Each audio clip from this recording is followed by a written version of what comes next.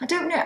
I'm sure it is important to build a professional network. I think your personal network sometimes is a lot more important, but in a different way to having the personal networks. I don't think they're the people you would go to in your times of need. They're your personal networks, but the professional ones are always helpful and perhaps may be useful when you're an early researcher.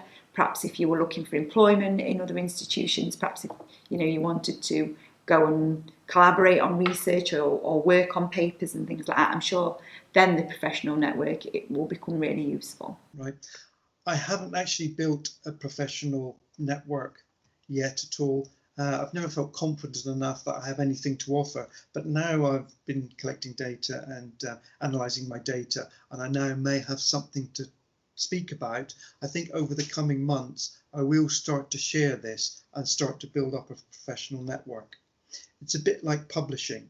It is important, and if you can publish, build a professional network and get your PhD, that's great. But my priority is getting my PhD. So my next priority would be building a professional network and getting that knowledge out there and testing it. See what questions come up, see how I can answer these questions, how I can solve these future puzzles that I'm sure building a professional network would bring up. And then the one after that, of course, would be publishing. Excellent, thank you.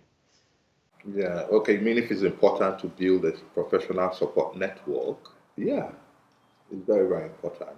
Especially if you are going into academia, you need that to have a very strong, professional network. It can be through LinkedIn. There are so many ways. It could be through going for interviews, networking, It's very, very important because in future you might want to do collaborative work. That's where this becomes very, very important. Building a professional support network, I think it depends what stage you're at. I know that at the start of the PhD, I concentrated a lot on building a network because those were the people who were helping me make connections, who were helping me find out about specific areas of my topic or specific studies or bits of research. As I've progressed a little bit more, I find that I'm in contact with them less because my work has become much more specific. But then looking forward, I'm aware that towards the end of the PhD, I might want to go out to some more conferences, or I might want to go and start presenting my work.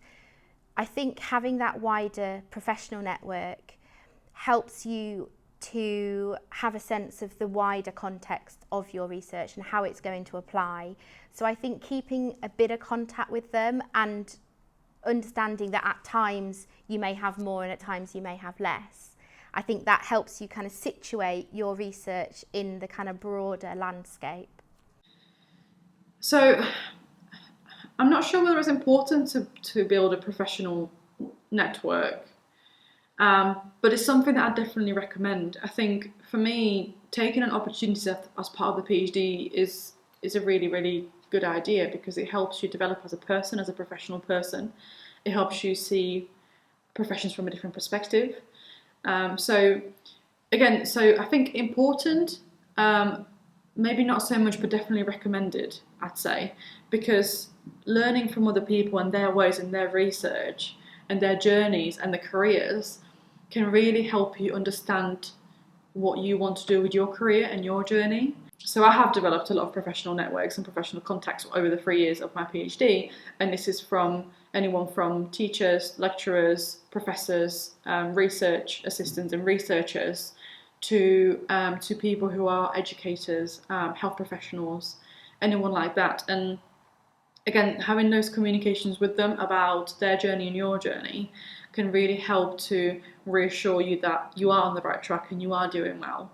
And also knowing that you have a contact after you finish that PhD, thinking forward, once I finish this PhD, I remember there was a research assistant, there was a researcher that I did some research assistant work for that could be interested in collaborating in the future, for example. So just knowing that there could be doors opening for you, potential work in the future, collaboration, anything like that is always a really great opportunity. So the way I've made the research process work for me is that the very first thing that I had to realise is that a PhD compared to an undergrad or a master's is I have to rely on myself and no one else. There is support, there's guidance, there's other things in place that help you get through it, but I have to rely on myself. And as soon as I realised this, I was able to almost break down. In research, it can be important to build a professional network by going to events such as conferences and networking sessions, and I'd take as many opportunities as you can to go to these events, because it will really help you grow in your PhD and your career.